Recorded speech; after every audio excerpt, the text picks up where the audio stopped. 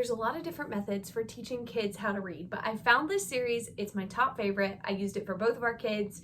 I experimented with some other ways and different books, but these have worked best for us.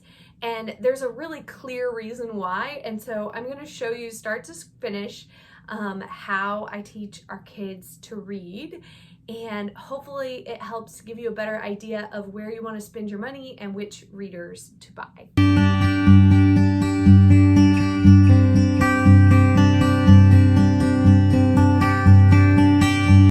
Okay, to start with, most of the homeschool moms that I know use either this book or this book.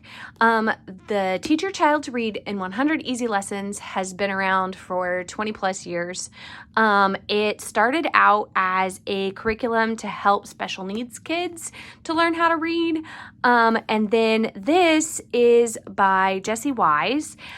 She is the person who helped write Well-Trained Mind and has been part of other curriculums that we've loved.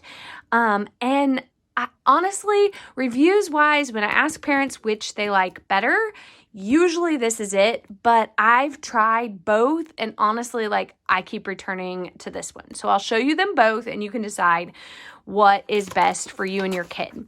So the nice thing about Teach Your Child to Read in 100 Easy Lessons is that everything that you're supposed to say is in red. So you read the lesson to the kid. You don't have to guess about what you should say. There's no creative work necessary. It gives you everything you need for your kid to teach them. It gives you all the tools you need to teach your kid how to read.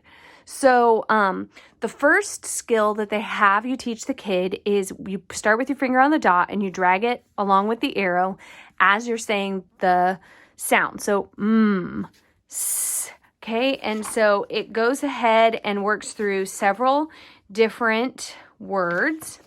And then, so as you're reading, then your kid knows that they drag their finger along. A, an, gave.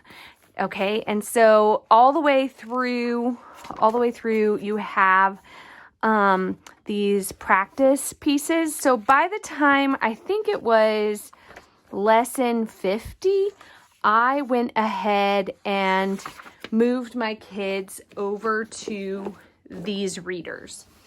Why these readers specifically? So these readers, a lot of readers have kind of a eclectic group of skills that they want the kid to read, or they're tiny little books like the Bob books that just get scattered everywhere. Pieces get lost. It's kind of a mess to try to figure out how to store them. So I like the American Language series because it is like their volumes. I think there's actually 6 of them. We actually, I think, didn't even do 5. I think we did 4 of them and then switched to interest-driven books. So the reason that I like these is because each book only focuses on teaching the child one skill. And then it's just practice, practice, practice, practice, practice. So this is consonant clusters. So all the words in this book are going to have short vowel sounds. So you've got every letter is going to sound like the letter as you're sounding out, but L. So there's no long E's, there's no words that break the rules. Everything is going to sound just like the child assumes it will sound having learned letter sounds. Then that's this one, simple short vowels. I'm sure y'all thought I was crazy. So we've got the cat. So there's a few sight words that are necessary, but for the most part, it's 3-letter words all the way through. All of them are going to sound out the way that you think that they will. And then the next book, now we'll move to this one, my bad, is book 2. And in this one, we deal with consonant clusters. So there you're going to have, I just had it. So the sh and the tch and nk and all of those. But again, it introduces them very slowly.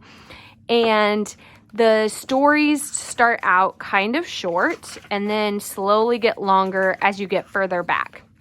So when I was starting with my kindergartner, we usually only do one story a day. But when I had started with the 100 Easy Lessons and we switched to this, we were doing about 3 stories a day to get that 10 minutes and to work on it.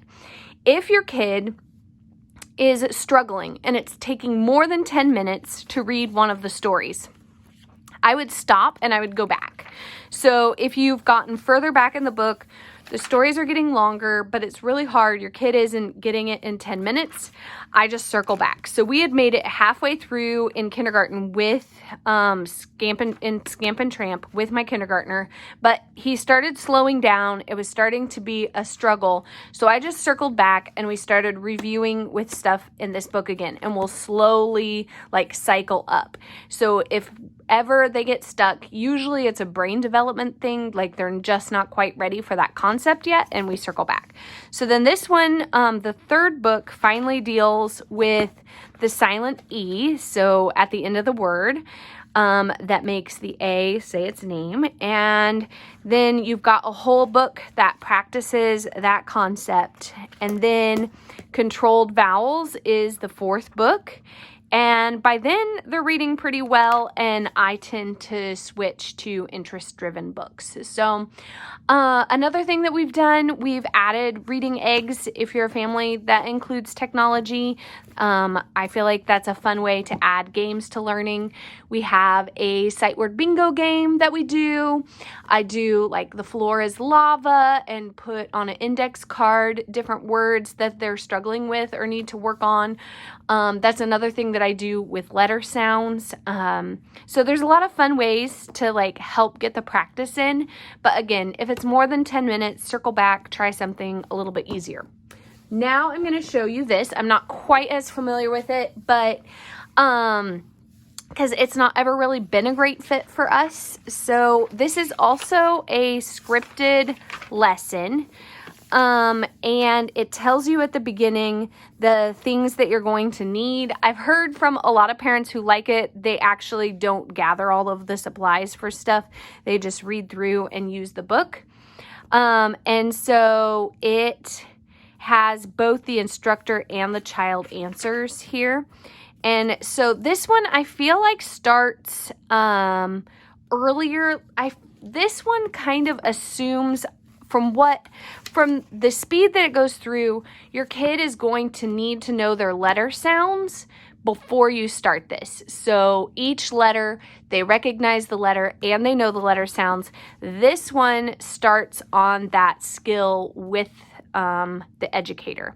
So lesson 2 is the E sound.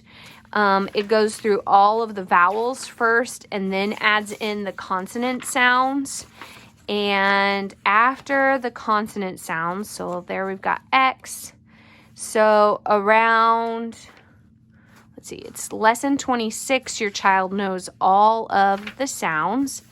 And then you work on short vowel words here.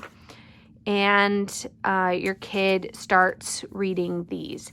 So I've tried a lot of different, and this one does slowly increase with your kid also. So I've tried, like I said, I've tried a lot of readers, like the Good and the Beautiful readers. I actually just threw that one away because it just jumps in and it like flies all over the place. Even the language arts, we've used it for both of the kids, but really it dives in and then like it adds a whole bunch of things with a whole bunch of different rules instead of like starting and incrementally working its way through.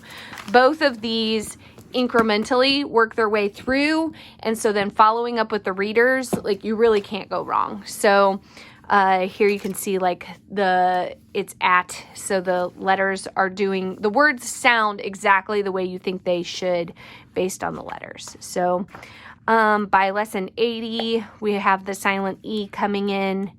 And so anyway, I hope flipping through these helped you decide whether or not it's a good fit. If you want to find these, they're a little bit more obscure. On my Instagram, in the link, you can click on my Amazon finds and you should be able to find it easily. I have other reviews of books that our family has really enjoyed. So if you find that helpful, I hope that you'll follow along.